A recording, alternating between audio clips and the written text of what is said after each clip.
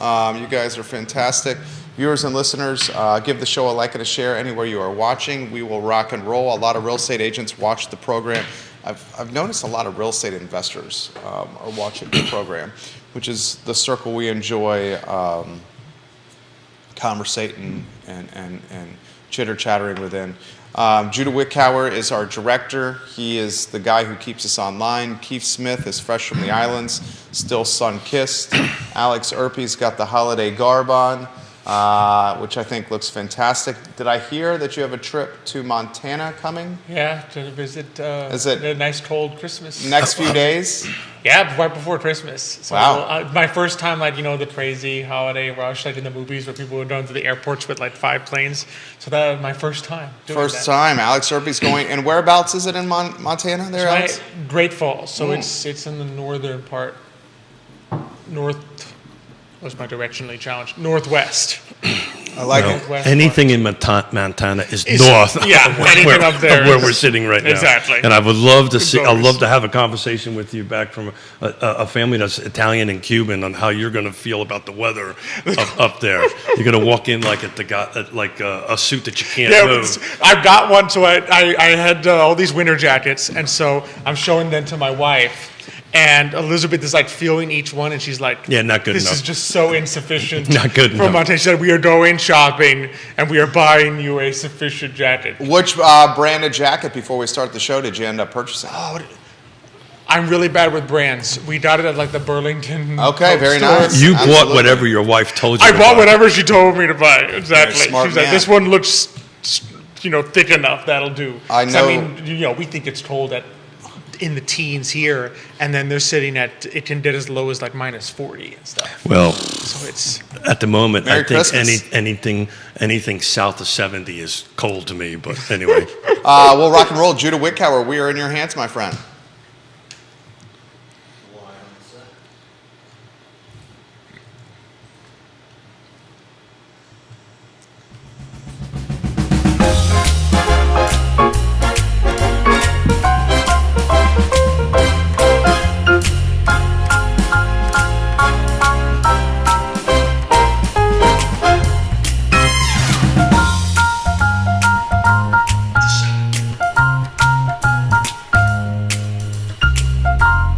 Good Monday morning, guys. My name is Jerry Miller, and this is Real Talk with Keith Smith. Thank you kindly for joining us on the first day of the week. We are now 7 days removed from Christmas, and it's the wonderful time of year where the cheer and the holiday spirit just begins to consume the entire community. My favorite time of year. Also my favorite time of the year, as our beloved clients have high expectations for things to get done before close of business 2023, which, hey, work is work, and I'm certainly not complaining, but it's been quite busy around the Mackler Building and V&V Brands. Judah Wickower is our director and producer. Today's panel is one of talented proportions. We have 3 commodities that are absolutely known in Charlottesville and Albemarle County in Central Virginia. You will know them from perhaps other shows on the I Love Seaville network, or perhaps the real estate world, and as champions of Hispanic business in this community. Judah, if you could, go to the foreshot and let's welcome, I think, gentlemen that need no introduction, but I will do it anyway. Virgil, Alex, and Keith on a Monday, a chilly one at that. My friends, que pasa? How are you? Virgil, we'll start with you. Why don't you take a moment to introduce yourself to all the fine folks watching you on Real Talk with Keith Smith. Well, good morning, and thank you, Jerry, for the introduction, and Keith and Alex for having me here today at the show. My name is Virgil Velasco. I'm with Story House Real Estate in Charlottesville. We're a local boutique firm in the city, and I'm also Hispanic and very focused in the Hispanic community here in town. Fantastic. Alex Erpy, the show is yours, my friend. One of the co-stars of Today y Mañana. Yep, I did the privilege of hosting Today Mañana. You mostly once a week. Sometimes I get filled in for, which is nice to have family to do that. I'm also the CEO of Emerging Financial Services, so we help people with financial planning, saving for retirement, financial advice. Here in Charlottesville, we're a bilingual firm, all either Cuban or half Cuban. So just like Virgil here. Yes, sir.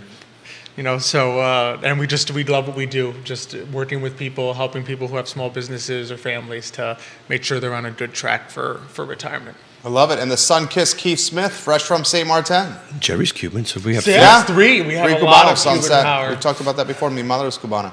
And then me. Yeah? Honorary Cuban. There we go. Honorary Cuban. Well, as we sip the wonderful Cortaditos. Cuban coffee.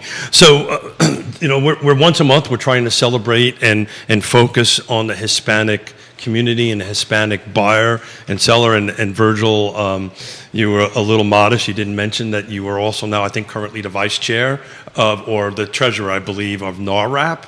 So if you take a few minutes to explain a little bit what NARRAP is and how it can help of buyers and sellers, and we'll kind of kick off from there, and then I want to tap this guy's brain about interest rates here a little Yeah, bit. absolutely. So NAREP is the National Association of Hispanic Real Estate Professionals. It's a national organization with a lot of chapters throughout the states.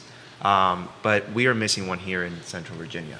So me, alongside a group of great individuals, local individuals, that decided to come together and see if we can open up a chapter here. And that is what we are currently working on. And the idea behind NAREP is to help really empower the real estate Hispanic professional and grow the professional around the area, so in turn they can help their clients and their Hispanic clients.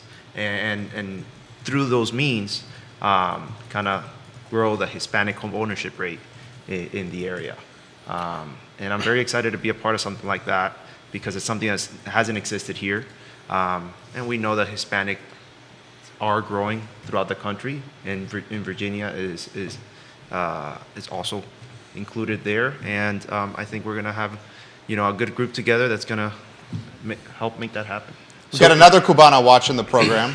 Or Katie Pearl's watching the show. Hey, Katie, how are you today? And she's got props for Katie. you. Yeah. She's got props for you. She said she had first she loves you, Virgil. Oh, And she said she had a very smooth transaction Yes, we did. with Virgil last year, and she Yes, we hopes to did. have another one.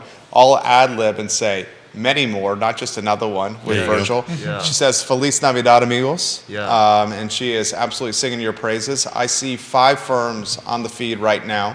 If you want to give Alex, Keith, Virgil some props or ask them a question, put them in the feed, and I will relay it live on air. So Virgil, just a quick get out there, you do not have to be Hispanic to be a board member, because I am a board member Correct. of NARRAP. So folks that are interested in it, that are in the real estate space, we potentially have some space. We have some interest. So if you're interested to help this community and help our market overall, reach out to Virgil. But one of the things that I wanted to share real quickly is the financial and non-fiscal assets. This is the percentage of total wealth for Latinos versus the general population, and why this conversation, I think, is so important around housing, right? So Latinos, according to NARRAP, for last year, 76.6% ownership. They owned homes. That was their portfolio. Nationwide, it was around 60. So you've got about a 16% jump over the rest of the nation and the rest of the buyers. So why is that, gentlemen? You guys jump in. Why is the Latino or the Hispanic market buyer so driven towards ownership by 17% almost over the rest of the nation? Jump You're in. saying locally, No, this is No, nationwide. nationally. Okay. Yeah. Okay. Well, my take on it, I think, comes from kind of an underlying value in the Hispanic population, just from personal experience. I think there's something innate in the Hispanic that we want to be homeowners, not just for ourselves, but for our family. We see like, not only is it a great wealth builder, and we see that, but we more so see it as it's a roof for our family and our kids, and that is by far one of the most important things for our community. And that is why it's such a huge goal that all the Hispanics are really after. And as time has passed, we can clearly see, that rate continues to grow immensely.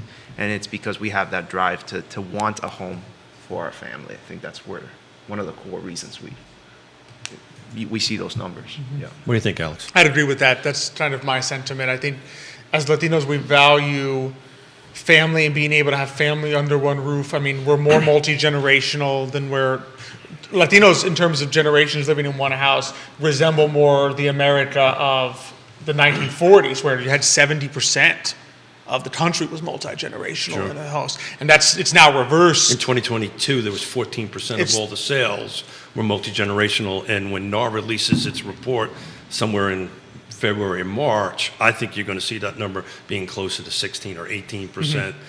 The struggle here in this local market is, and we were texting back and forth, Virgil, we don't have really good data, demographic data here. Now, hopefully we can get better with that, and maybe the folks that are listening from CAR can start focusing on that, but we really don't do good demographical data. We can do buy, sell, how many days on market, but buyer profile and seller profile, we don't seem to have a good data read on that. Yeah, I agree with you. And I think if we're going to make strides and we're going to grow, we need to have some sort of baseline as to where we are. And I think that's a great point. I think as professionals, have to find a way through surveys or other means to gather as much information as we can to know where we stand. And so we can track in the years to come how we're progressing. Because without the data, it's like a ship without a compass. Like we don't know where we're going. Well, Jerry and I everybody at this table loves data, so any opportunity to get more data is a great thing. Joe Tirana giving the boys some props right here. 6 real estate firms watching the show, 2 title companies watching the show, and a couple of closing companies watching the program. Kevin Yancey says good morning to everybody. Good morning. He's watching on the program. A lot of folks on my LinkedIn page right now. Keith Smith, jump in. So one of the things that might help this, and I tend to get myself into trouble, and this is where I'm going to go right now, but there's rumors out there that we might end up getting Showing Time in 2024 in the CAR footprint. We don't currently have that. And one of the reasons why I think Showing Time is going to be a great tool for us real estate professionals, because they really take a deep dive into data that we can get. I mean, when we can, as real estate professionals, kind of have a conversation with a Hispanic buyer or seller and kind of give them accurate data that's related to them and their marketplace, it puts us in a bad spot. So I'm hopeful that Showing Time will give us, it'll take a little time to run through the system and try to get a little data pull in there. But business ownership, this is what I really wanted to get to you, right? Self-employed is 5 times more likely, right? The average driver of wealth, this is nationwide, for the Latino Hispanic is about $174,900 is based on NAR's number. Tell me about that, and are you seeing this in our local marketplace? Oh, absolutely. I think you can see it tremendously here in Charlottesville. It's just, I think there is a drive.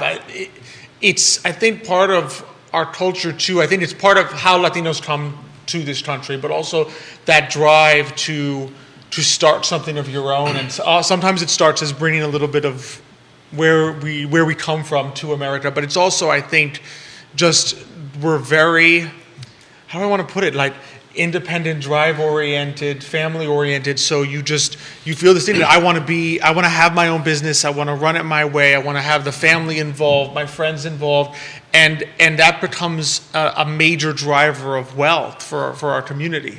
And my wife is an immigrant from Austria, and there's a term that she uses, the immigrant edge, right? Yes. The immigrant has this edge. Brian Buffini, there you go. That goes ahead and kind of just does this. Not that we as those who were born here or not immigrants don't have that drive. It just seems especially out there in that. But if Ricardo's watching and he just commented. He says, without data, it's like a ship without a compass. And he loved this from Virgil. He just put that comment in the feed. Ricardo Gruzran. Thanks, Ricardo. Yeah, I can see him saying that. Yeah. And I would say what, on you the don't use immigrant, GPS? I would say on the immigrant edge, it's also, remember, starting a business is a risk-taking enterprise, right? Because you take on a greater level of risk than working for another company.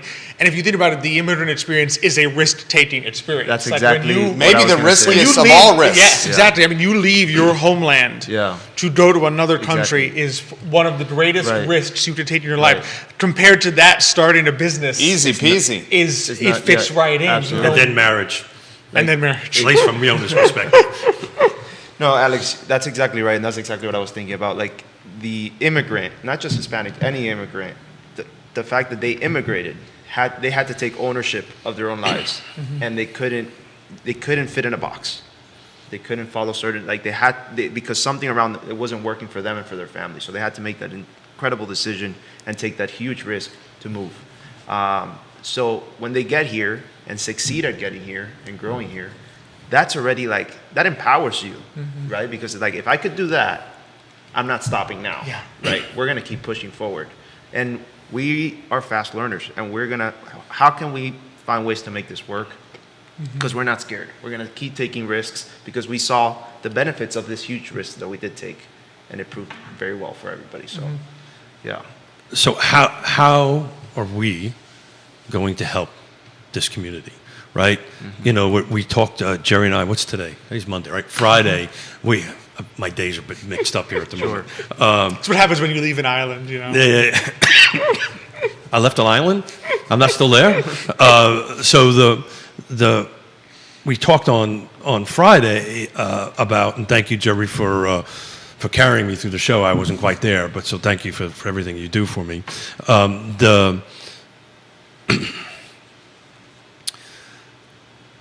With this interest rates dropping, right? We're all on this thing, and I'm about ready to have a conversation this afternoon, nationwide about this conversation of interest rates. So they're dropping. Prices are probably going to go up. How are we going to help? What products are available to help this buyer who's kind of probably afraid to maybe go do a loan application, right? For whatever reason. I mean, how are we going to help this conversation? How are we going to get in front of this buyer pool, which I think is pretty large in our community, and help them navigate that? And I'd love Ricardo to chime in on that. Well, I think that by educating the consumer, because we've seen, and this is not a new conversation. For the last 3 years, I think we've been telling everybody it is a good time to buy. Sure. Even when the rates started going up, it's still. I mean, the last 3 years, values have appreciated somewhere between 30 and 50%, depending on where you're shopping. I mean, think about that. That is bananas. Since 2020, our car footprint, we're up to 63%. Yeah. That's bananas. Think about that. Yeah, absolutely. And then we had pretty much a sales crisis this year, right? Sales went down by a crazy number. Inventory, not values. But values kept going up. Yeah, kept going up. With the rates as high as they went to. Right. Right? They went, at one point, I saw an 8% as the medium. Touched. Like a couple months ago. October. Right? Touched. Yeah, the 8%. most unaffordable month in American history to purchase a house was October And 2023. the prices come down? The prices did not go down. The prices did not come Yeah. So That's that- the point he's making. Then So the point is okay, got that. That's the reality out there. Right. That's what the media is saying. But I think he's about to make a poignant point here. And I And jumped this is on the it. education point you have to tell your buyer. Yeah. Like, if prices didn't go down when sales went down and interest rates went up, they are definitely not going to go down when interest rates are going to about to drop a couple points. And I'll throw something else in their mix. Population is going to increase between 5,000 and 8,000 people over the next 3 years. And the people coming in the next 3 years, 5,000 to 8,000 additional people, a large majority are six-figure jobs. They're tied to a data science school, a biotech school, the Northrop Grumman in Waynesboro, average salary $94K for that Northrop Grumman that's coming in Waynesboro. They're not living in Waynesboro.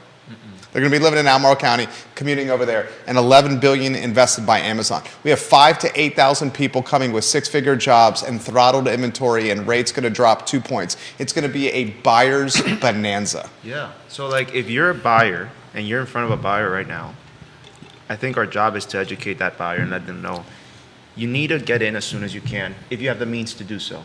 And I see it as like, get on the escalator.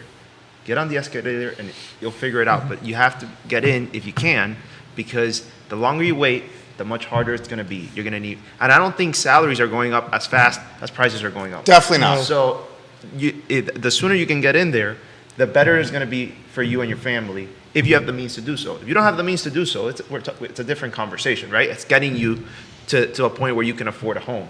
But if you have the means and you're choosing to rent, you're making a mistake, because you're going to be losing money in the, because of how much prices are going to go up. You're not going to be able to afford a house a year from now that you could afford today. It's just, and we've seen it for the last 3 years.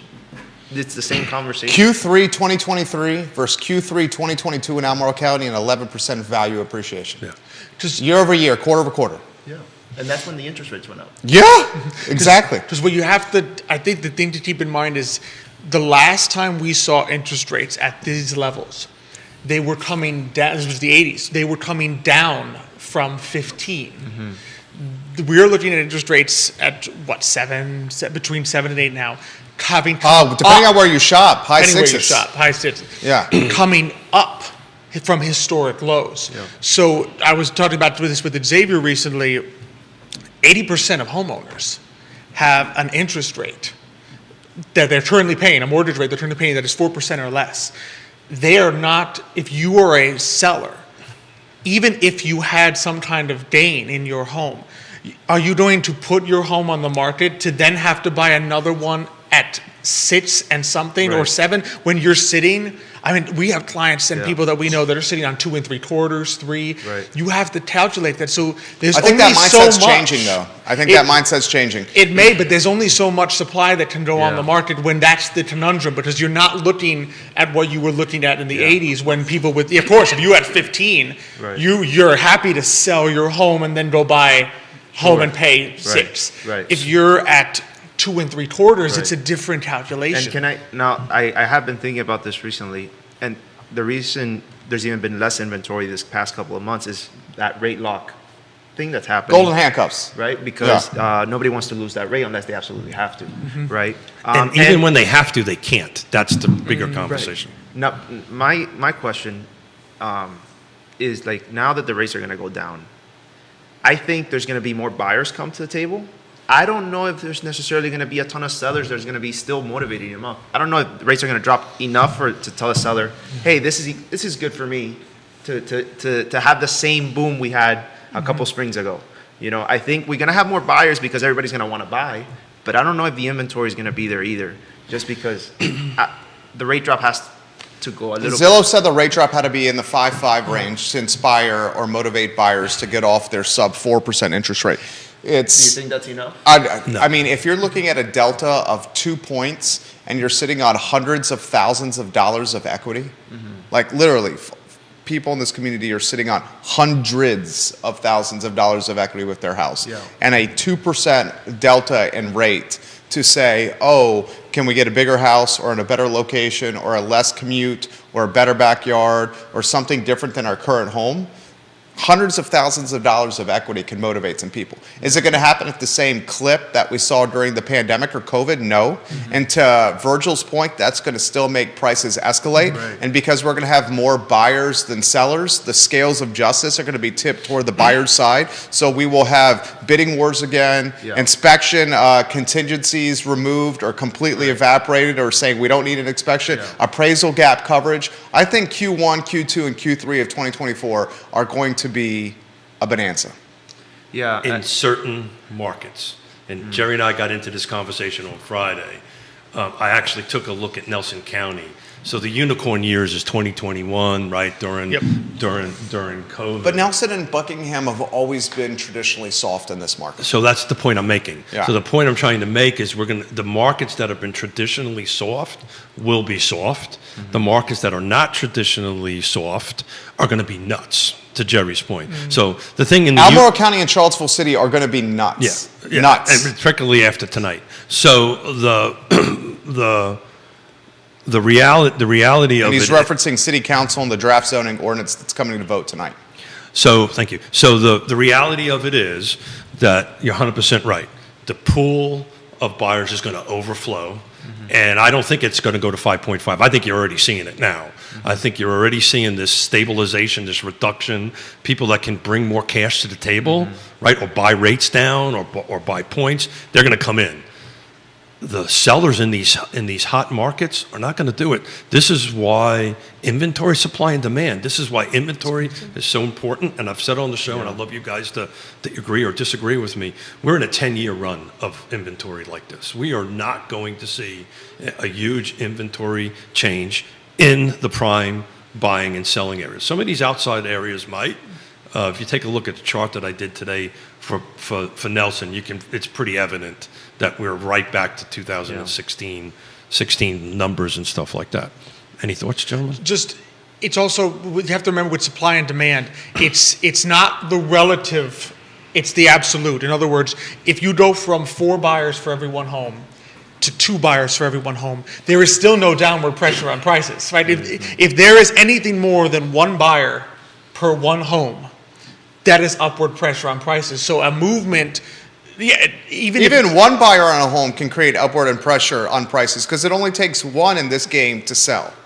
Even takes one one buyer buyer. can do it. you may even need less. You don't even need 2. So in other words, it's the absolute that matters here. So even if there's a relative change in the ratio of buyers to sellers, as long as we're seeing more prospective buyers than there are homes available for them to buy in the key markets, there cannot be downward pressure. There has to be an upward pressure on. So Virgil, are you seeing with your buyer clients the acceptance of where rates are, that this is the reality of it and that we're Yes. not going back? Are you seeing the same on the seller side?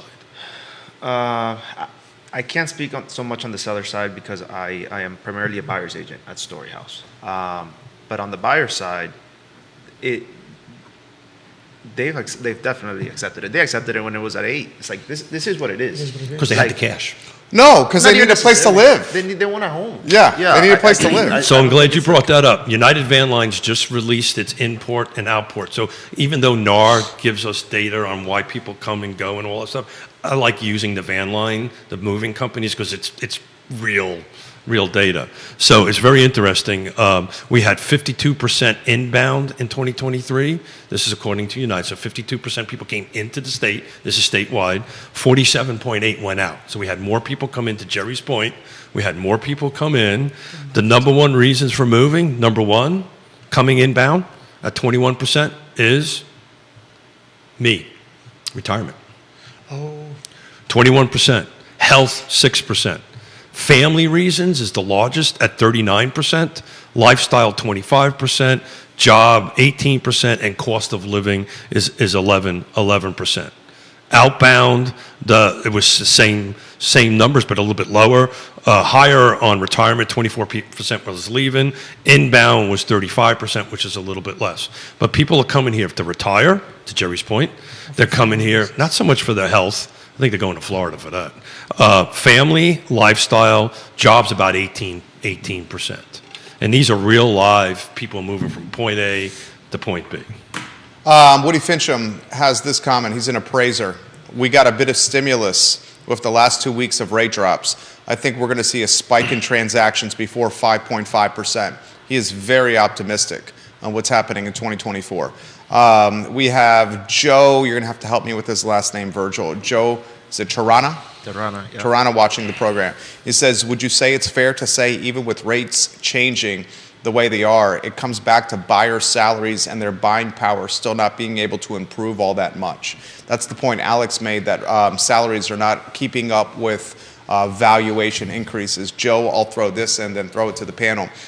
A third of buyers roughly in Albemarle County and Charlottesville are paying all cash. Yeah. And the folks that are moving to this area, and that will move 5,000 to 8,000 in the next few years, Charlottesville and Albemarle in particular, are coming in after selling much more expensive real estate outside the region. So they're literally bringing in bags of cash with them, many of them working remote in bigger market jobs where they can work through an internet service provider in their house or their basement, hybrid or remote work. Bloomberg said Charlottesville region was top 20 nationally for the population of remote and hybrid workers.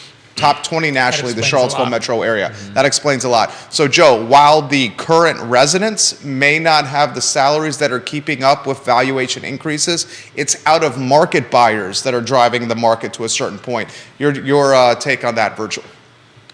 I mean, yeah, for sure. We have an enormous amount of people that are coming from different parts of the U.S.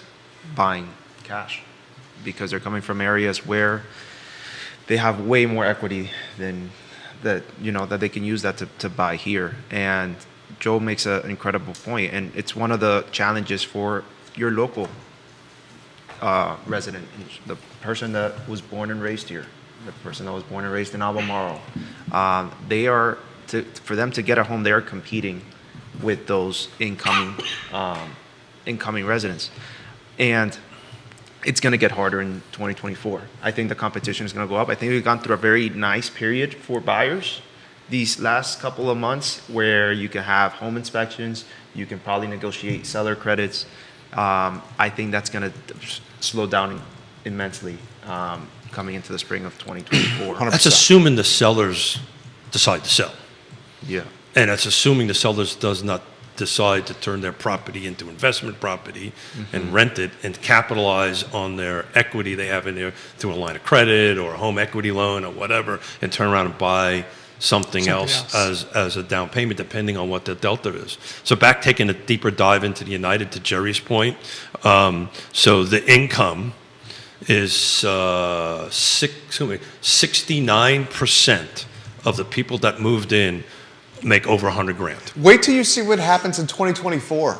And then wait till you see what happens in 2025. I'm speaking to the folks that are bringing the schools to market, and they're straight up saying the people that are coming to this area from these 2 new UVA schools are not even scratching 6 figures. They're deep 6 figures. So like deep 6 figures. 100% right. 150,000 and up out of that 69, 42% of that was So almost half of the people making over 100,000 are actually making over 150. Wow. Actually making over 150. And I would say 150 in the next 24 months is going to be light with the people that are moving to this area. Light. But here's an age stat, according to United. 55 and over is 20%. 65 and over is 34%. So I didn't do the math on that, but it's somewhere close to 70%. On it, I'll round it up a little bit. Or above 55. Or my age and up. That's the other challenge, because they're coming, that age group is coming, if they're downsizing, they're coming with equity. Or like I said, with the boatload of cash. Yeah. If you are a millennial group or Gen Z going in, you would traditionally have relied on mortgage, because you're not coming with the cash. But Virgil, nobody's building quote unquote starter homes anymore, because you can't. You physically can't do it. The regulatory reasons won't let you. The rezoning is too land is too expensive. Construction is too expensive. Back to the conversation of helping the Hispanic buyer. They are generally in the workforce, right? I think if you take a look at what they're making, I think they're doing great national wise. I think you might have a stat on that on there somewhere on that, but they're doing not quite the 123,000 AMI, but they're roughly darn close to it. Yep. Where in God's holy name are they going to buy, Virgil? Or how are we going to help these folks?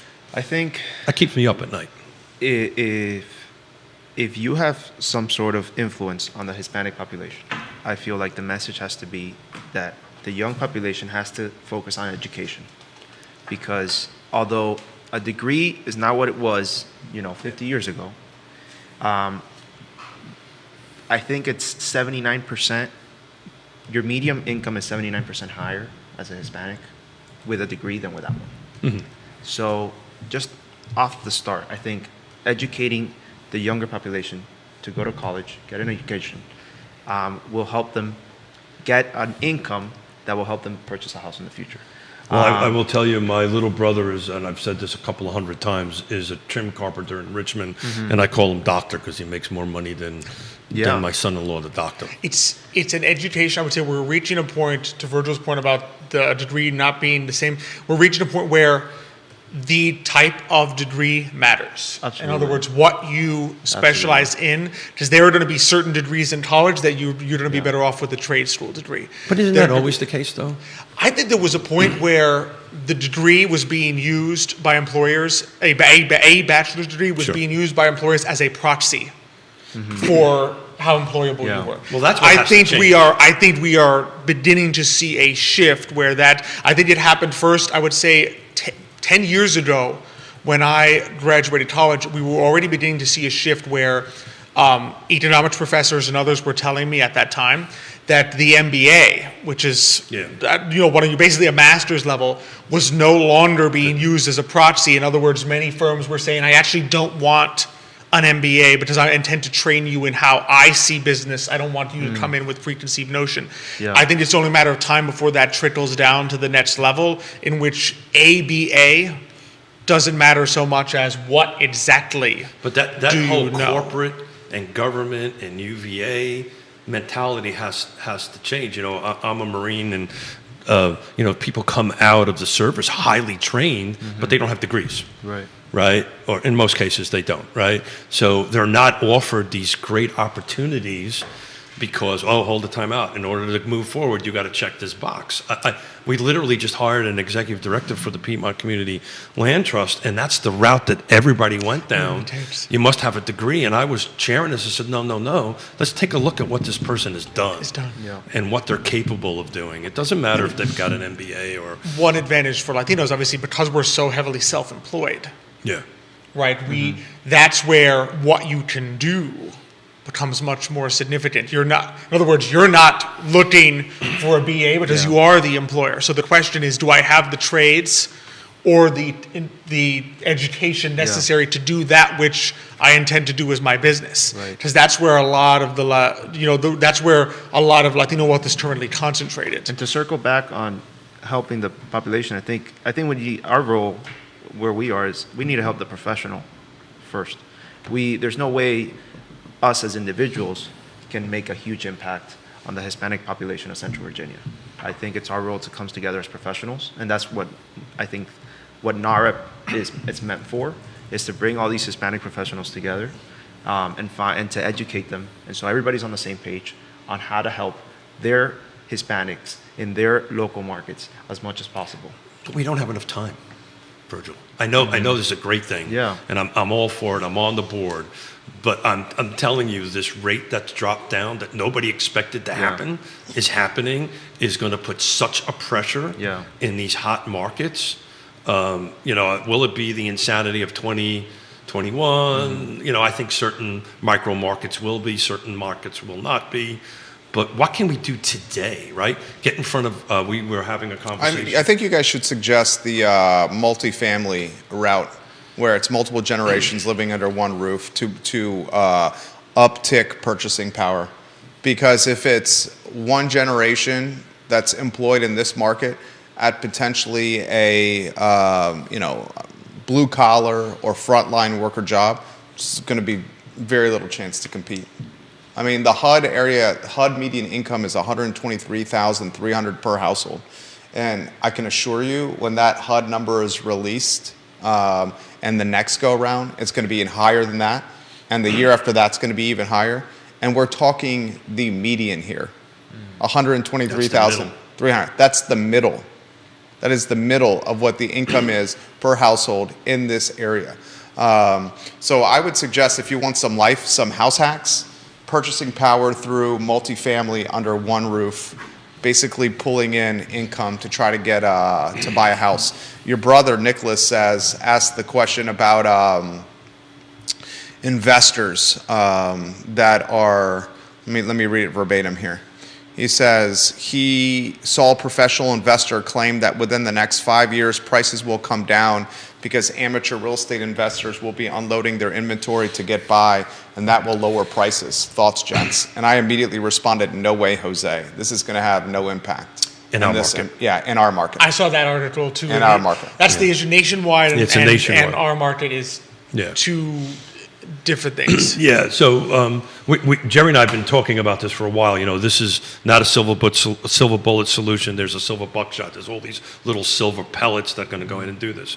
There will be some mom and pop investors that maybe own 1 or 2 or 3 rentals that'll probably put their units on the market, capitalize on their revenue, don't want to put a new roof on it, whatever it is, they'll go do this. But when they talk about that article, they're talking about markets like Phoenix, where BlackRock and all these publicly traded companies have bought a gazillion single-family detached homes. If you take a deeper dive into that article on it, that's exactly what they're predicting. And he's spot on. That's right. They're going to start dumping that into the market, but it's going to be in those markets, not this market. Questions coming in. Let's go to Woody Fincham here, who's asking, man, my phone is blowing up right now. Viewers and listeners, all for perspective, I'll relay it live on air. Woody says supply and demand, once again, we flooded the market with middle management related degrees and the market stagnated. There's lots of MBAs with jobs not related to what they have a degree in. Woody Fincham, thank you for that perspective here. Let's go to Grayson, who's watching right up the street. He says, when the rates hit to low 6s, or in the 5s, our family would consider selling our house because, as the panel has said, we have earned so much value with our house that we will sacrifice rates to capitalize on the revenue that we have or the net proceeds when we sell. Del Cabrera watching the program. She says, I'm so proud of Virgil Velasco right now. Thanks, Del. Thank you for watching the program. We appreciate you. Your colleague, Brittany, watching the show, one of Orange County's finest. I watched Brittany Moore stand out on the hardwood under Coach Brunel. She was a Jefferson District force on the basketball court. This question has come in for the panel. When the rates continue to drop as they're expected to do so, and the buyers are there, but the inventory is not going to be there, does Keith or the panel think a double-digit appreciation for homes in this market again? I think so. I absolutely love our viewers and listeners because that's the exact question I was going to ask Virgil. Yeah, I think so. I mean, it's going up in double digits. Every marketplace in our area. I don't know of every marketplace. I don't think every marketplace. No, I don't think every marketplace. Yeah. But I think Charlottesville and Albemarle, I think for sure. Just because it happened when the rates went up. So I feel like with the rates coming down, it's definitely going to happen. It's good to hear that there's somebody already thinking, okay, if the rates come down to the 5s. We'll do it. My family will do it's it. It's a consideration. I mean, that's a great sign because I feel like we need inventory. We need people to sell. And But it's a balance, Virgil. It's not going to help inventory, right? I mean, my assumption is we're going to stay in the market, right? And that they're going to just move laterally somewhere within the car footprint or something along those lines. They're not moving. They're not this outbound seller, right? So we're balancing, right? One's coming on, one's coming off, or one's coming on and 30 buyers. But balance is better than just incoming. Just the pressure of incoming, but no movement within. I mean, it's just not going to get there. Again, this is Christmas week, right? Yeah. So, it's the people are not putting their houses on the market, but the last 7 days, only 29 came on. The week before, 25. The week before that, 25, right? It's been in the 20s, in the low 30s, week over week of new homes coming on the market. That number needs to be, 3 times, 4 times that just to balance out. And do you think we'll start seeing those numbers go up as early as January, or do you think I think so. I think you're going to see it. I think you're going to see Christmas. Everybody's going to be done with the holidays. Everybody's going to kiss each other on the cheek, and everybody's going to go, let's go buy a house. And I think the buyer pool is going to flow over. I just not 100% sure you're going to get the influx of sellers. I agree. It's just going to be a lopsided. Yeah, I think there's going to be more sellers. I just don't think it's going to be enough to offset. Well, I think it's going to be more lopsided in certain markets area than it was in 20 and 2021. We're going to have more volume of units sold in 2024 versus 2023. Yeah, but that's all-time low. I know. But the next one's better. But that it's bar not going to compare to peak COVID, but peak COVID was an anomaly and shouldn't be a barometer of anything. So Jerry and I talked about this time last year that I predicted 2023 to look more like 15 and 16 in volume. And we're about 16. We're roughly 2016 in the volume of units of sales. We should be comparing 2024 to like 2019. 2019. Or 2018. That's exactly We right. should forget 2020, 2021. I mean, You the can't first count half of on those 2020 data maybe points. we consider, It's but the even same- that had COVID and it demoralized the spirit because we thought the world was coming to an end And it's in the the first part of 2020. And the same reason we need to forget 2008, 2009, and 2010, because that's not going to happen again. But I don't think inventories were where it was at 2019. I'm actually working on a report for Wednesday, so watch out and take a look at it. But it is below 2019. Yeah. It is below 2019. We'll highlight, man, you got a number of mortgage brokers watching the program. Brokers, let us know where you think rates are going to go. Michael Buchensky said on the program he thinks it's going to drop to 5.5 in 2024. That's First Heritage Mortgage's finest. 5.5 in 2024. How about this one that Keith kind of alluded to? What do you gentlemen think is going to be the impact? And City Council could vote on this tonight. If they vote on this tonight and approve it, I'm going to lose my bet to Keith Smith. I think it will be the first bet I lose to Keith where I buy a bottle of bourbon. So you think it will for be that delayed? I thought it was going to happen in 2024. This is literally the last meeting of the year.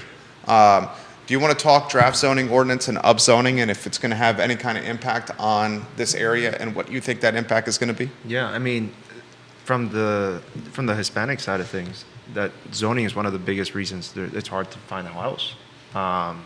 It was listed in the report as the top 4. So any changing in zoning could be a positive thing for housing if it's done correctly, of course. But I feel like a lot of times it's just nothing really changes, which is the biggest problem we have. Can I ask a question for you both? Any possibility, do you foresee the change in zoning potentially sending a certain group of people from Charlottesville out into Albemarle? Definitely. In other words, if you're currently Yes. in single family and you Yes. get rezoned, Yes. do you then Sprint to sprint HOA out to neighborhoods. Yes, Albemarle? I would agree. 1,000%. Absolutely. I don't think thousands, but No, 1,000% that will have an Okay, impact. got it. And I'm couple- sorry, couple my hearing that- aids didn't pick that up. And if you couple that with the rates going into 6 or 5s, it'll definitely be motivating enough to sell and just stay within the footprint, just not in Charlottesville. The urban ring, 100%. Totally agree with that comment. They will move, to Jerry's point, to HOA. I've ran the numbers a couple of months ago.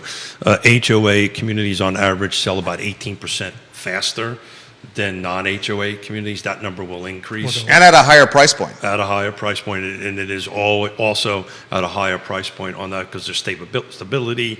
We know where it's going to go. There's downsides, right? HOAs are pretty tricky things, and you could be subject to a board that does a special assessment because they need something, but there's more stability historically on that. To answer your question, Virgil, I went back and looked at some spreadsheets I've done. October, November of 2023. So this is the full car footprint to include both sides of the mountain, Buckingham County, new construction, single, everything. This is the large grouping of stuff. October and November, there were 776 units sold. In October and November of 15, there were 782. In 2019, that was the year you asked about, there was 967. The winner is 2020, October, November, there was 1,207. So we're if you look at the arc on this thing, we're going down, but I think you're going to start seeing it going up. But it's going to be more like, to Jerry's point, I think we're going to see, if I was to make a bet for 2024, I think closer to 18 than it's going to be closer to 16. I don't think we're going to get close to 19 numbers. I will throw this to you guys. Hot topic, touchy topic. Ooh. I think we're going to see realtors, and that profession was already trending older. What's the average age of real estate agents? Agent like me, No, what is it? What is it? for real? 57. I 50 think. something. The average age was 57 In car footprint. in the 57. car footprint. So we saw amount of inventory for 2023. What level was that at over the last decades? Units sold. Oh, I'd have to look that I up. The don't know the total. Rough estimate. Oh, It was oh. low, very low, right? You're talking about this year versus Yeah, in the past. 2023 in the past. Yeah, Very yeah, low. yeah, yeah. yeah. We're I third know, down. I know this number versus 2020. We're 62, 63, 67. I'd have to pull the slide up, but we're in the mid 60s below in volume than we were at the peak of 2020. Yeah. At this point. So this is what I think the herd is going to be culled, if you may. There's going to be less agents. Yeah. While there will be inventory shortages still, you're going to have perhaps less competition in the field because the older portion of the real estate population is going to choose to retire because they don't want to renew the license and they see the headwinds coming. They realize that they're not going to be able to compete. They're going to retire, which is going to create an additional generation or a new influx, or the current flux is going to gain more market share of being able to do business. So I think you're in a fantastic position, Virgil, right there. Yeah, I mean, hopefully, we do gain some market share. You're I think- meaning more agents? No, No, his population. I think the current agents are going to gain a little bit more market share. I know that the agents right now, I'm like we're not renewing our licenses just yet. I feel like the agents that came in for the last 2-3 years are not going to be renewing their licenses probably to 2025. So I think So even through this period, I think, unless from the retirement side, the newer agents, I don't think are going to be going anywhere. Something that just happened last week, I think the whole lead stuff with the FCC It's interesting. Glad may, you brought that up. may shift things a little bit, because now buying leads, that whole thing about how people are buying leads may start to change. So business plans are going to have to change a little bit. There's more challenges with that as well. But I think that the agents that got into the business more recently are probably going to stick around through 2024. They have a window. Because they have a window. They're not renewing their I license. think he's got something to say on that. Yeah. Here he goes. Get ready. Yeah. No. We're already down substantially. I think by the time of the mid-year next year, you're going to see 30, 40, 50% reduction in agents. And it's not the license that's the expense. That's easy. That's a couple $100 a year, right? To renew your license. Go ahead, Jerry. No, you can say it. It's the fees that we pay, the MLS fees, all that kind of great stuff. So we talked about this, and this is a side topic for Jerry and I. You know, a couple of months ago, I called it. I will continue to call it that we're in a. If you're in this business, you're in the middle of an O shift, right? And if you're not in the moment right now of working on your education and working on your skills, your particularly communication skills, I'm glad you brought that up. People that are buying leads, watch that to go away. The FCC is going to put its thumb on the scale, and that if you're in that market, it is going to be very difficult to do that. So you're going to have to be good at what we're all good at, is we're building relationships, one-on-one, face-to-face, through a camera, however you want to do it. But if you're counting on leads coming in, and you and I had a conversation about this a couple of months ago, that I said, watch out, that's what's coming. And sure as heck, that's what's coming down the pike. Give them the stat you said about the 7% of real estate agents. Look, stop reading my notes. 7%. Take a look one day at the stats thing. 7% of the car footprint makes over six figures, if you do the math. 93% does not. And remember, the HUD median income is 123.3. And if I did 123.3, I bet you that number's way, way, way lower. Oh, definitely. Give them the other stat. It's 15% make around 50 grand and up. So that means 85% make less than 50. Yeah. Now, Think about that. And to put a little bit of a caveat on that, it depends on how you do the math, right? Sure. You know, it depends on what your commission splits are or your egg splits are. Depends on what you're charging for your egg splits, right? All these, and your expenses and so forth and so on. But if you operate, under the normal guidelines that are out there, it's about 7%. So the point is, the point of this is, maybe, those people will do great. Maybe the herd should have been called. Well, it's already, that's the point. Well, the point is the market kind of did it, right? So if you go ahead and poll all your statistics on Paragon, you'll see, like, just take a look at 3 sales and less. It's a huge percentage of the number of 1,200 agents. I'm not saying they're good. I'm not saying it's bad. I'm not saying they're not excellent or great agents. I'm sure that they are. Right. But this is just a numbers fact. And the people that are on the top of that 7% or 10% or whatever it is, those are the folks that are going to adjust, adapt and overcome, get their education nailed down. If you're in the real estate space right now, and since the end of the beginning of this quarter and going to the next one, if you're not working on your sales skills and your communication skills, you better be doing that, because you're going to need it, because buyers are way smarter than what. And you know that you're a buyer's agent. They're super smart. Absolutely. Anywhere you want to go on that, Virgil? Sorry, got worked up. Coffee. No, I love your kicking point. in. No, you make absolutely great points. I feel like, we had the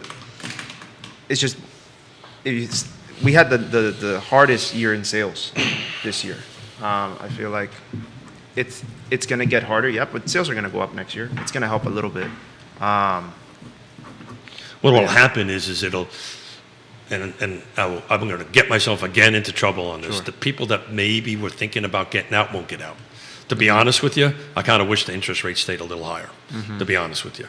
To kind of help get, the business a little bit more settled on them. And just think about it, right, Virgil. Right, there's, I don't know, last quarter there were 776 sales.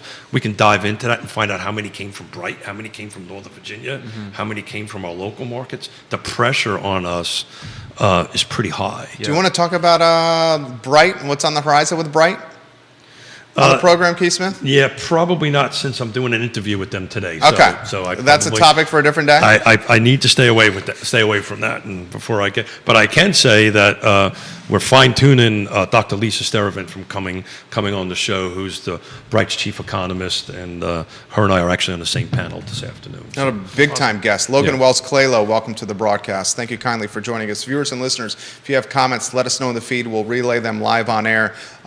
You, my friend, Virgil and Alex, jump in anytime you want. Do you think the DZO, the draft zoning ordinance, will have any impact on affordability? The upzoning? I think it depends on what the final one looks like. The possible addition of that provision, the 30-99 year provision on that, if you asked me, I think the ability. It impacts quite a few neighborhoods. If you watch the discussion about it, it impacts a fight of your neighbors. I mean, if Charlottesville, the idea is to get Charlottesville denser, right? Get more units in Charlottesville. I think it may bring a little prices down, but I mean, it's really hard to tell at this point. What do you think, Keith? One of the key aspects of affordability is wealth generation. So if you lock people, if you're telling people, congratulations, you have an affordable house, but you can't sell. Well, if you take a look at the NARAP report, right, and the Hispanic community is buying, right, because this is their biggest wealth generating. Look, this is I'll repeat myself a couple of hundred times on this. This is a bell curve, right? My suspicion, if we want to up our bet a little bit, it'll probably be a 4-1 vote tonight, 4-4-1 against. I wouldn't be. He's saying Lloyd's going to be opposed. I think Lloyd. He's showing indications he will be. Yeah, I think there's certain parts of the DZO, the zoning rewrite, for lack of a better term, that I don't think he can support. Don't know that firsthand, but it's just watching the body language and listening to the conversation. It will, because I'm part of national cohorts that look at this around the country. It will spike. Values will spike, right? But the reality of it is, it gets approved tonight, and I win my beer or whatever we bet. Bottle of booze. Bottle of booze on that end of it, and then it's going to sit for a while. It's going to get not necessarily shelved, but the process to go from zoning to actually doing the site plan end of it is delta. It's this huge delta between the two. How staff is going to manage it? Is there going to be enough staff? Are they going to be able to beat the building codes? People are going to start tearing into it. There'll be lawsuits. I'm confident of it, right? That's going to slow it down. Think, like that delta time, you think we're going to These be in are a completely years. different real estate market than we are today? These are years out. I don't think we're going to. It's going to have very little influence. Years. Very little influence. I think the fastest influence you'll see will be with the basement apartment. The basement apartment being more of a rental opportunity for a homeowner. Like the cost of an ADU, we went through this with one of our clients. Looking at $300,000 to build a small home in your backyard. It's more someone expensive. taking $300K on a HELOC, a home equity line of credit, their ROI on that $300,000 with their HELOC will be like 2.5 decades. So I looked at this at the Pacific Northwest because I'm part of a University of Washington a national cohort on this. What'll happen is you'll get your garage conversions first. Granny apartments. Right. That's the low-hanging fruit. To Jerry's point, there'll be basements. That will not be as big as number as everybody thinks because building codes are going to kick in, and most of these basements you can't make it work on it. So that'll be the first thing, and then the rest of it is going to sit for a while, right? And it's just going to take some time. I'm a proponent of it. I want this to go past. I think missing middle and housing and more housing for all is a great thing. I'm supported 110%. But I also want to set realistic expectations. If you think tomorrow there's going to be 50,000 more houses and permits in here, that is not going to happen. This is going to take, that's why I used a 10-year model. This is going to take 10 years from tomorrow. And by the way, that thing will get changed about 24 times between now. Yeah, that's assuming that 10 years from now it also resembles the version in which it was passed tomorrow. What if this pendulum goes the other way and we maybe go to a true traditional buyer's market, right? Right? That's a totally different picture. That's a whole different picture. Denny Rodriguez giving him some props. Virgil. Maria, is it Carreno? Carreno, yeah. Watching the program. Hello, Maria. Thanks, guys. Thank you kindly for watching. Virgil's a popular man over here. He's got a lot of followers and friends on the talk I show. couldn't get out of Guajiros getting these tortaditos without them singing Virgil's praises. So. Oh man, I appreciate everybody. I've been blessed with great friendships, and I'm very thankful for that. How are you positioning your business, Virgil, for success in 2024? Education. Yeah. I feel like it's more important than ever to be as educated as possible. I mean, we can't know everything, but we have to at least try to stay informed, because our buyers need information to make sound decisions, especially when we're going to see way more competition coming our way. So staying educated is kind of top priority, to educate our buyers in return. And with the roles that we're taking as part of larger organizations like NAREP, it will be helping educate the professional as well. Through shows like this, I feel like we have a lot of mortgage brokers, real estate agents, everybody's listening in. It's just a great way to educate the professional, because I feel like working together, we can really keep the community strong, and so they can make good decisions in 2024. Well said. So how can we meet the buyer in person, right? We just talked about where I think the market is going. It's going away more. I think it's going to go away from this digital footprint, where it's going to be more personal interaction, and particularly with the Hispanic community, because they maybe don't trust this. Mm-hmm. They surely don't trust the banking system, Sure. right? But it was Johnny Ornalis suggested, which I haven't had a chance to do it with, but I love your take on it, Alex, is maybe meet them at the churches, right? Where can we meet the Hispanic buyer face to face and say, how can we help you? I mean, it's going to be church and community. I think, at least from my experience, we're very family-oriented Hispanics. So the odds of finding us at 5:45, 6 o'clock business networking events, unless you're already in the professional space and What you're about happy there, hour? is joking. it's going to be limited. Just you know, joking. it's going to be. I'm sorry, it's going to be limited. Yeah. It's going to be places We where like to stay with family. I think if you worked all day, you just want to go home and just want to be with your family. We're not gonna happy hours, buyer seminars, things like that. I don't think are gonna work that well, just because they're Hispanic. That's not what they want to do. I think churches is a great way. I would hate to think just go to church to meet buyers. I know, Well, right. then that's the whole reason not to go there. Yeah. But we're being practical, right? Yeah. Right? So how can we, if that's the answer, if the answer is to connect with the priest or the pastor or whatever in that, and say, look, do you have a community there of Hispanics, and we're in the business, NARAP, of helping, how can we set up some sort of home buyer seminar, something like that? I'm not talking about going to church and as you get the host go, I think NARAP- hey, you want to buy a house? I think NARAP should do a weekly show on the I Love Steville network. It could be, I think that could be a good conversation to have. I mean, you do that, goes bananas. It's the I most think efficient way. Facebook, believe it or not, Facebook is a huge source of information for Hispanics. I know my grandmother. It's the number one website in the world. Yeah. The number one app in the world. I would say, yeah, my and I think- grandmother's like 80. It was just her birthday yesterday. Happy birthday. Yeah, happy birthday to Happy birthday. grandma. What do you and- call it? Abuelita? Abuela, yeah. Abuela Sara, yeah. And she's on Facebook all the time. She sends me Facebook stuff every day, and so is my other grandma. So Facebook is definitely, they're paying attention on Facebook. And I think cultivating the relationships that we already have, and making sure that, your sphere knows who you are, and that you're here to help them. And like, we all want to buy a house, and we need to make sure that everybody in our sphere knows that that's our mission, to help those that want to buy in their respective families, that we're here for them.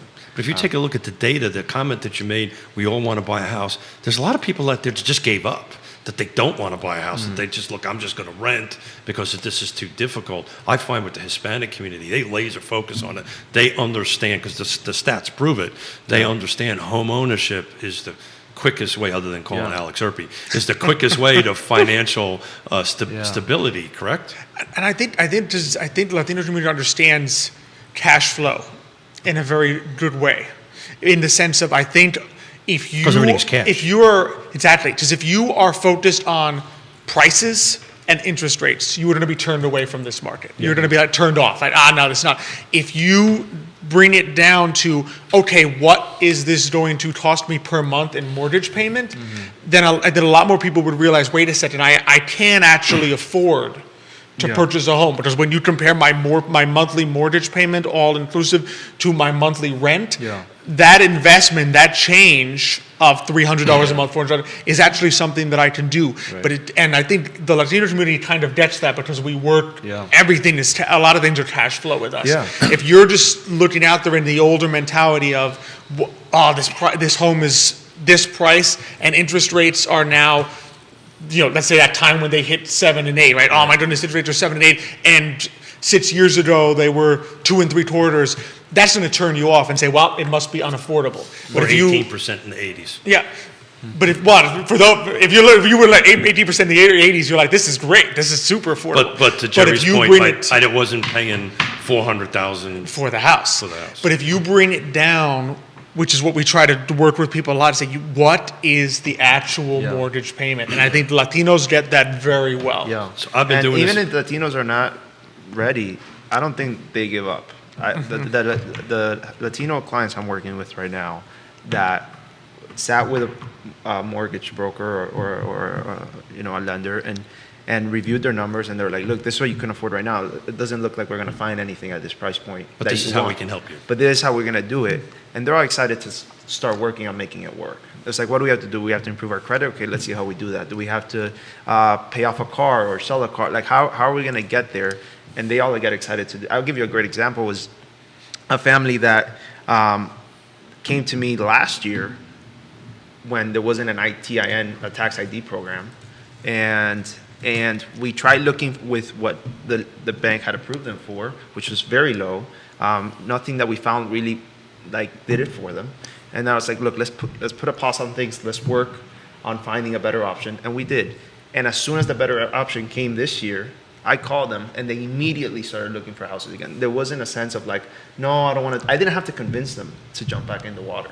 They're just ready to go, and I think we helping them get to that point will make it happen. But they definitely don't give up. It was just like, we can't do it. Okay, why? Okay, now let's figure it out when we get there. 100%. And I've been doing this for 3.5 decades, and everybody, for the most part, 90%. Buy by the monthly payment, do not buy by interest rates or whatever. And the media's kind of got everybody shocked about it.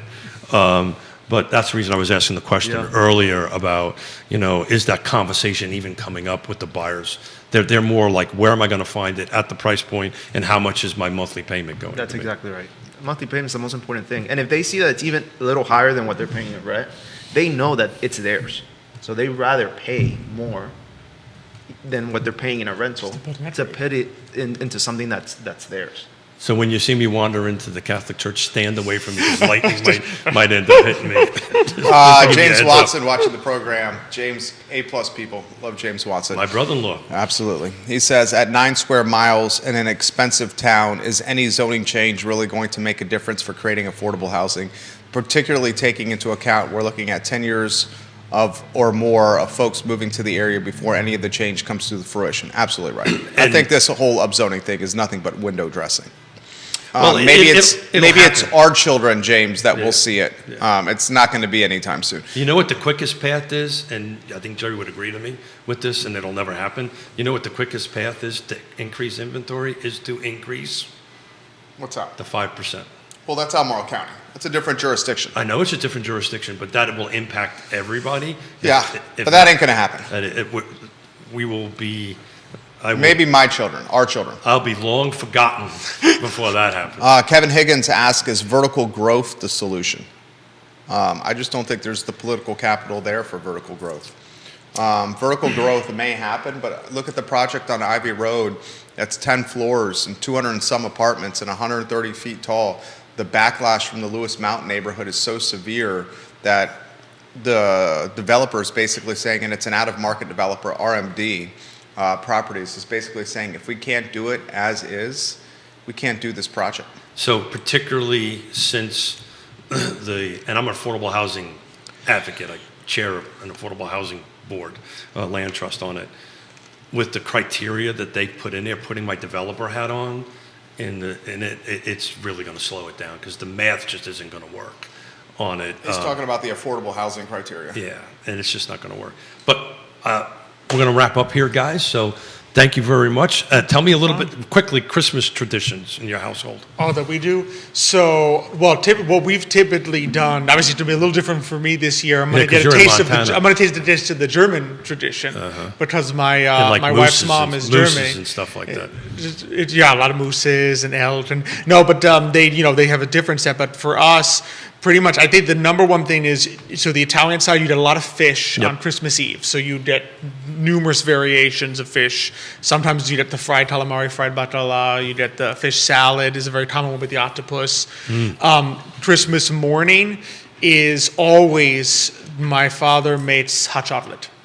So he makes this wonderful, I mean, and it's, the Spanish hot chocolate is not like your Swiss Miss American, stuff. It's like pure melted chocolate that's just so thick you need a spoon to have it. And we have it with a variety. That's the number one thing that we do in the morning. And then the dinner varies because we mixed it up. Sometimes we used to do the Cuban, the Cuban meal always pops up. So you get the roast pork with the arroz con frijoles, plátanos fritos, and the tostones. Sometimes we switch it up and do meals from movies. Like if we watch a movie we like, we'll recreate what they had, if it was you goose or talked about duck, that last year, yeah. which is a lot of fun. We've had some good meals from Like the doing cheese that. pizza that Kevin wanted on Home Alone? We go a little higher than a little Okay. more refined than the cheese pizza. Really? What's a movie? So like for one year we did the shop around the corner. It's the old yeah, version yeah. of Oh, yeah. You've Got Mail. Okay. And they had in the thing. There's a guy. They go to the owner of the shop mentions this meal that he's going to take one of his employees to, and it was a roast goose with baked apples, Wow. red cabbage, and cucumber salad with apple strudel. So we kind of recreated that meal. Yeah. We've done some others there, so it's fun. But yeah, I mean, I've read that we have the book that has the. Yeah, I don't want to offend anybody who likes goose or duck, but that's definitely not on top of my. It's just a bit too oily and gamey. When you do it right. Okay. When you'll have to Mrs. invite- Erpy puts it. You'll have to invite me over, but you celebrate on Christmas Eve. or For the Christmas sake Day? of We do time. both. We end up doing both. We eat 2 days. Nice. I like that. We focused on Christmas Eve. So Yeah, our same big here. thing is Noche Buena. Oh. Where it's a really a whole day endeavor of getting the house ready for the party and roasting the pig in the middle of it. So we spend probably 6 hours Good for you. roasting a Do pig. you do the whole pig? The whole pig, yeah. So we And your typically address is? go in the morning to find the pig. And in Miami, every place that sells a pig will have a super long line. So you try to get there early to get the pig that you want to feed the family. And then we take it home, we prepare it, and we typically do it the day before, because we marinate the pig the day before.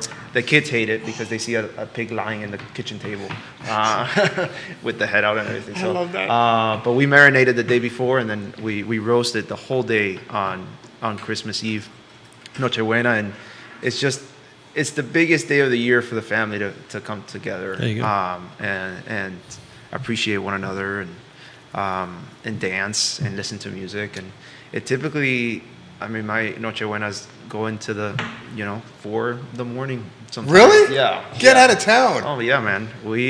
That sounds would awesome. Yeah, we had a lot of fun, and then the next day we typically don't do anything. Everybody kind of disperses. Yeah, I would on think after Christmas 4 Day. o'clock in the morning. Everybody kind of goes their own way, and we actually open presents at midnight, which is super. That's what we Oh, do. that's really cool. Yeah, because the whole Santa thing wasn't really a thing growing up. Did It you was have 3 Kings? Was that the big? What we was had the 3 big? Kings also, but my mom couldn't do presents 2 months in a row. So it was Yeah. like Christmas was the big present Okay. stuff.